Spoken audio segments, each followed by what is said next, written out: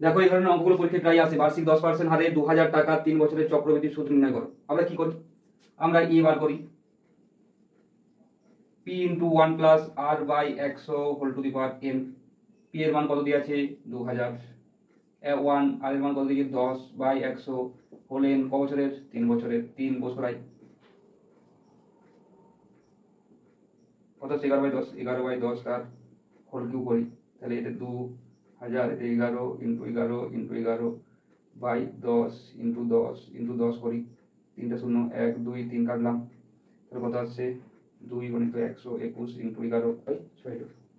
তাহলে এত আই সমান 2662 মাইনাস 2000 সমান হচ্ছে 662। এটা আমরা অ্যান্সার করি।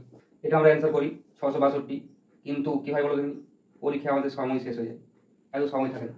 তার জন্য আমরা কি করবো? এই প্রসেসটাকে আমরা অ্যাভয়েড করবো।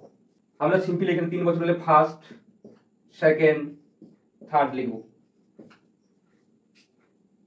এখানে কি আছে? 2000 এক বছরে বার করবো। 2000 পিটিআর বাই 100 করবো, ঠিক আছে? 1 10 বাই 100 কত হচ্ছে? 1 2 1 2 কেটে গেল, তাহলে কত হচ্ছে? 200। প্রথম বছর 200 বছর করে দেবো। এই প্রথম বছরের যে সূত্র, দ্বিতীয় বছরে এটাই আসবে। এই 200 জন্য যেটা হচ্ছে সেটা আসবে। 200 জন্য কত? একটা শূন্য বাদ দিই। 200 জন্য 2000 জন্য ছিল, 200 জন্য একটা শূন্য যদি বাদ দিই আমি, তাহলে কত আসছে? সেটা 20 আসছে, ঠিক আছে? এবারে এই দুটো সংখ্যা অ্যাজ ইট ইজ এখানে চলে যাবে, 200 আর 20 গেল। এবারে এই 200 জন্য এখানে বসলো। 200 জন্য কত? 20। 20 জন্য কত? সেটা বার করতে হবে। 20 জন্য কত হবে? এই 20 করে দিই, তাহলে 2 হবে। তাহলে অ্যান্সার কি করবো? 1 2 3 3 200 মানে 600।